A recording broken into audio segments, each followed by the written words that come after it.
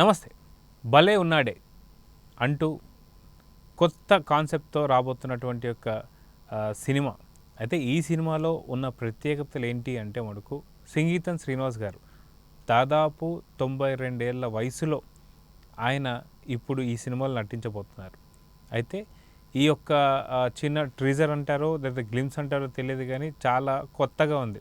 కథ చెప్తా అంటూ తన సినిమాలో సాంగ్ పెడుతూ ఇప్పుడు ఈ సినిమాకి సంబంధించిన చిన్న సంగీతం శ్రీనివాస్ గారి ఇంట్రడక్షన్ పార్ట్ అయితే మనం చూసాం. అయితే చాలా బాగా అలరించిందని చెప్పుకోవాలి. అయితే ఈ సినిమా గురించి ఇంకా పూర్తి వివరాల కోసం మనతో పాటు సీనియర్ జర్నలిస్ట్ హేమసుందర్ గారు ఉన్నారు. వారిని అడిగి తెలుసుకుందాం. సార్ నమస్తే. నమస్తే అండి. సార్ 92 ఏళ్ళు అంటే దాదాపున తెలుగు సినీ ఇండస్ట్రీ కూడా దరిదాపున అంతే 94 ఏళ్ళు 95 ఏళ్ళకి దరిదాపున. అంటే తెలుగు సినీ ఇండస్ట్రీ పుట్టినప్పటి నుంచి ఉన్న ఏకైక వ్యక్తి ఎవరు అంటే మనకు సంగీతం శ్రీనివాస్ అనేది అన్డౌటబుల్లీ చెప్పవచ్చు. అయితే ఇలాంటి ఈ వయసులో దగ్గర 92 ఏళ్ళ వయసులో ఆయన నటించబోతున్నాడు అనేది పెద్ద అద్భుతం అని చెప్పుకోవచ్చు. సో ఎందుకు ఈ సినిమాలో నటించబోతున్నారు, ఇంకా ఆయన చేసిన సినిమాలు వాటి గురించి కూడా మళ్ళీ మాట్లాడుకుందాం. అసలు ఈ సినిమా గురించి మీరు ఏం చెప్పబోతున్నారు? మీరే చెప్పారు సినిమా పేరు భలే ఉన్నాడే అని. ఆయన చూసుకున్నా మనకు అనిపిస్తుంది భలే ఉన్నాడే అని. నిజంగా చెప్పడం అంత ఆరోగ్యంగా యాక్టివ్గా ఉండడం అనేది చాలా గొప్ప విషయం. నేను కూడా 2 సంవత్సరాల క్రితం కూడా ఈ ఆదిత్య 360 సంబంధించిన ఒక బయట తీసుకున్నాను. జూమ్ కాల్లో ఇంటర్వ్యూలో కూడా చాలా యాక్టివ్గా మాట్లాడాడు ఆయన. అంత యాక్టివ్గా ఆ వయసులో మాట్లాడటం అనేది 92 ఏళ్ళ వయసు 90 ఏళ్ల వయసులో నేను మాట్లాడాను. చాలా యాక్టివ్గా ఉన్నాడు. పాపం ఆ తర్వాత దురదృష్టవశాత్తు ఆయన వైఫ్ చనిపోయారు. 2022లో అనుకుంటా చనిపోయారు ఆవిడ. కానీ ఆయన చెన్నైలో ఉంటారు. ఇంత చాలా యాక్టివ్గా చిన్న యువకుడిలాగా ఆయన మనసు మాత్రం చాలా యువకుడిలాగా ఉంటుంది. వయసులో ఉన్నట్టుగా ఆలోచిస్తుంటారు ఆయన. టెక్నికల్గా కూడా చాలా ఆయన మోడర్న్ యూత్ భావజాలంతో ఉన్నట్టుగా అనిపిస్తూ ఉంటుంది చూస్తుంటే. అలాంటి వ్యక్తి మళ్ళీ యాక్ట్ చేయటం అనేది ఇప్పుడు అంటే యాక్ట్ చేయడం యాక్టింగ్ ఆయన దూరం. దర్శకత్వ రంగంలో ఉండి మాయాబజార్ లాంటి కళాఖండాలన్నీ మరి కేవీ రెడ్డి గారి దగ్గర ఆయన శిష్యరికంలో ఆయన చాలా సినిమాలకు పనిచేశారు. తర్వాత డైరెక్ట్ చేశారు. మరి ఆయన మళ్ళీ నటించడం అనేది ఇప్పుడు ఈ వయసులో నటించడం అనేది గొప్ప విషయం. ఆ సినిమా పేరు కూడా భలే ఉన్నాడే. ఈయన చూసుకున్నా భలే ఉన్నాడే అనిపించింది మాకు. సినిమాకి సంబంధించి ఇందాక మనం చూసినటువంటి ఒక గ్లిమ్స్ కావచ్చు లేదా ట్రీజర్ కావచ్చు, పాత ఆయన సినిమాలన్నీ కూడా గుర్తు చేస్తూ నెమరు వేస్తూ వస్తున్నటువంటి ఒక సినిమాలన్నీ కూడా నిజంగా అన్నీ కూడా ఒక బ్లాక్ బస్టర్ మూవీస్ అని చెప్పేసి అనుకోవచ్చు. ఒకటి పుష్పక విమానం, అది అసలు మాటలు లేకుండా కమల్ హాసన్తో ఒక ప్రయోగం, ఒక అడ్వెంచర్ అని చెప్పేసి అనుకోవచ్చు. అది కాకుండా Michael Madan Kamaraj, next madam Rajendra Prasad lady గెటప్లో అది కావచ్చు. విచిత్ర సోదరులు కమల్ హాసన్ మరుగుజ్జుగా కమల్ హాసన్. అయితే ఇలాంటి ఎక్స్పెరిమెంట్స్ అన్నీ కూడా అసలుకి ఇండస్ట్రీకి పరిచయం చేసిందే ఆయనేమో అని అంటే అనిపిస్తుంటుంది. ఎందుకంటే ఒక సినిమాని ఎప్పుడు కూడా మనము ఒక మూకీలో అంటే ఎటువంటి మాటలు లేకుండా లేకుండా అసలు చూడగలమా అనేది అయితే పెద్ద డౌట్. కానీ అలాంటి సినిమాలు కూడా ఆయన తీశారంటే మనకు ఖచ్చితంగా ఇది ఒక పెద్ద అంటే ఆయన ఇన్నోవేటివ్గా ఆలోచిస్తారండి. మొదటి నుంచి కూడా అందరూ చేసే సినిమాలే చేయాలని అనుకోవాలి ఆయన. అందుకని అమావాస్య చంద్రుడు కానీ మీరు ఏ సినిమా తీసుకున్నా కానీ ఒక ప్రయోగాత్మకంగా ఆదిత్య 360 టైం మెషిన్ కాన్సెప్ట్ ఇవాళ చెప్పుకుంటున్నాం మనం. చాలా సినిమాల గురించి వాళ్ళు చాలా రాబోతున్నాయి టైం ట్రావెల్ గురించి. మరి ఆయన ఎప్పుడో చేశారు ఆ ప్రయోగం. అలాగే ఆదిత్య 360 సీక్వెల్ చేయబోతున్నారు అని కూడా అన్నారు. 999 పేరుతో ఆదిత్య మ్యాక్స్ 999 పేరుతో అనుకున్నారు. కానీ అది బాలయ్య బాబు డైరెక్ట్ చేయాలనుకున్నారు. ఇక అలాగే ఇప్పుడు కల్కి సినిమా రాబోతుంది టైం ట్రావెల్ కాన్సెప్ట్ తీసుకుని. మహాభారతంలో మొదలుపెట్టిన కథ ఈ కల్కి వరకు కూడా ట్రావెల్ అయ్యే కథ. ఈ కథ విషయంలో కూడా సంగీతం గారు కసరత్తులు చేశారు.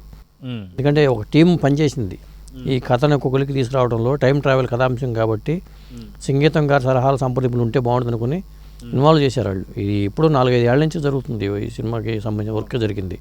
దాంట్లో కూడా ఈయన పార్టిసిపేట్ చేశారు.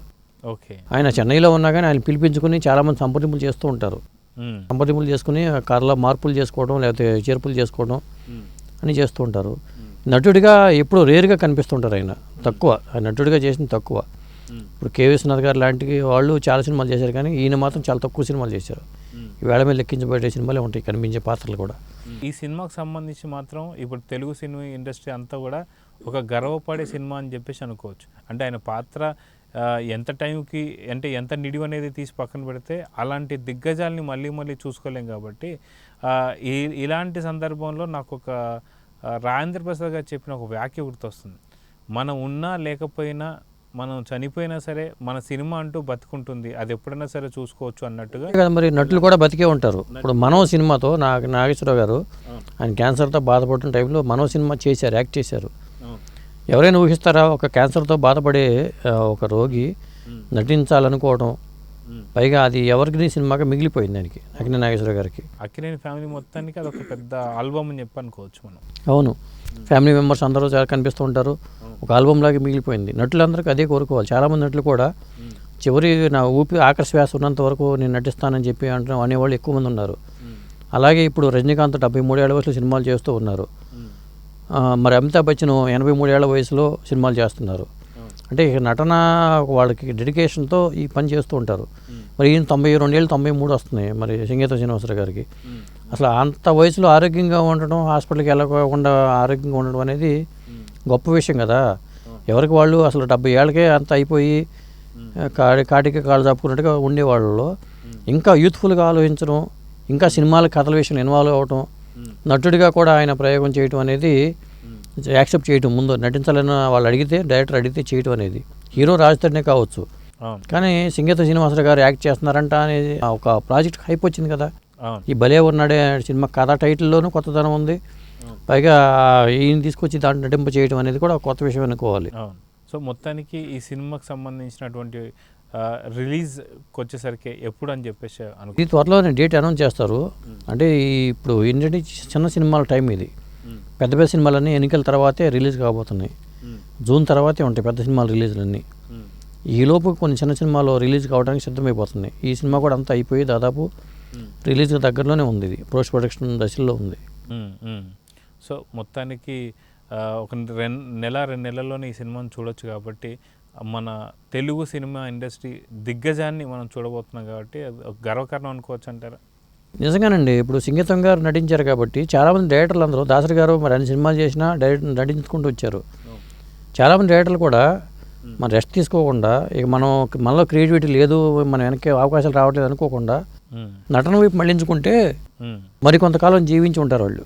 చాలామంది డైరెక్టర్లు నటించడానికి ఇష్టపడరు, నటింపు చేస్తారు. కానీ ఇప్పుడు బి గోపాల్ గారు ఆయన సినిమాలో ఇక మానేసేసి కూర్చున్నారు. ఆయన నటన వైపు రాలా. అలాగే కోదండరామిరెడ్డి గారు ఆయన నటన వైపు రాలా. ఇలా కొంతమంది దిగ్గజ దర్శకులు ఉంటారు. రేలంగి నరసింహారావు గారు ఆయన నటన వైపు రాలా. కాకపోతే అప్పుడప్పుడు సినిమాలు చేస్తూ ఉంటే వాళ్ళు కూడా వాళ్ళకి ఒక కాలక్షేపం అని చెప్పుకోవచ్చు.